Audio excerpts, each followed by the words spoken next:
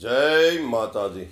હું સાહિત્યકાર પૌભા ગઢવી અને પૌભા ગઢવી યુટ્યુબ ચેનલમાં આપનું સ્વાગત છે.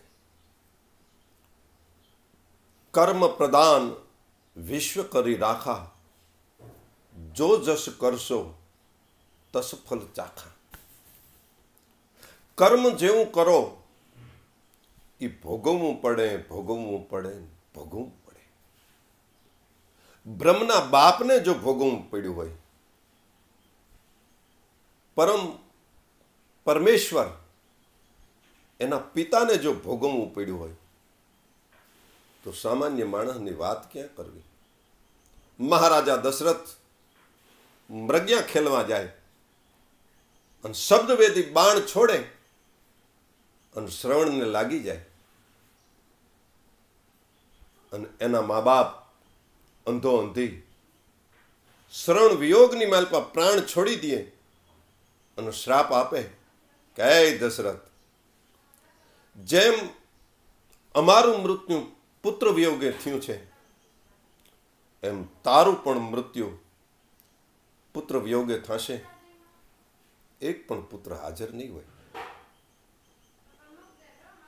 અને કાગ બાપુ દુહો લખે છે, કઈ થાપણ ના થરને અનપર મેં હર પોગેલ નહીં.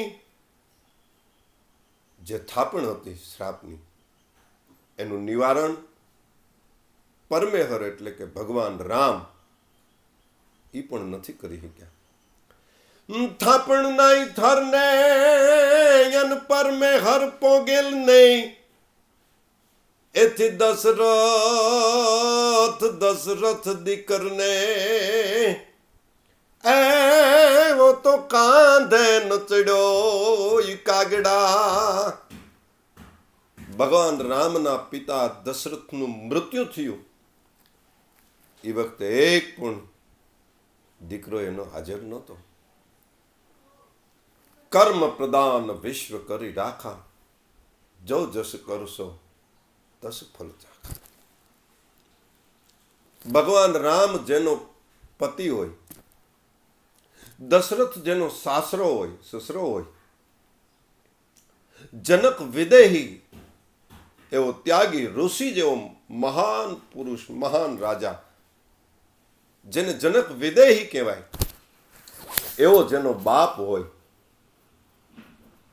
અને એની દીકરી સતી સીતા એ જો દુઃખી થતી હોય, તો કાગ બાપુ એના માટે કહે છે, કઈ સીતાઈ મંગળ ફચાર અન ફેરાઈ રાઘવને ફરી.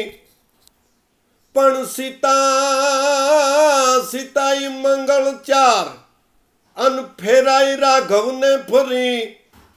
પણ જન લાધું સુખ લગાર, એવો તો કાયમ દખણી કાગડા. દશરથ જેવો જેનો સસરો હોય, રામ જેવો જેનો ભરથાર હોય, અને જનક વિદેહી જેવો જેનો બાપ હોય, એની દીકરી વનવાસ વેઠવો પડે. જંગલની માલપા એક ઋષિના આશરે બબે દીકરાને જન્મ દેવો પડે અને છેવટે ધરતીની માલપા હમાઈ જવું પડે. ત્યારે કવિ એમ કહે છે, કર્મ પ્રદાન વિશ્વ કરી રાખા, જો જસ કરશો તસ ફલ ચાખા. પોતાના જિંદગીની માલપા જે પાત્ર ભજવવાનું છે, જે મર્યાદા જાળવવાની છે, જે રીત આચરવાની છે, એ કોઈ ચૂક્યા નથી ને. એના ઇતિહાસો આજે અમર બની અને જગતના ચોકની માલપા વંચાય છે. આજ પણ માં જાનકી, ભગવાન રામ ના મંદિર માંડી અને માણસો એની પૂજા કરે છે કે મનુષ્ય અવતારમાં આવી અને એને જગતને દેખાડ્યું છે કે ગમે એટલું દુઃખ પડે પણ માણસે પોતાની પાત્રતા ન ભૂલવી જોઈએ, પોતાની મર્યાદા ન ભૂલવી જોઈએ, પોતાની જવાબદારી છે એ જાળવી રાખવી જોઈએ.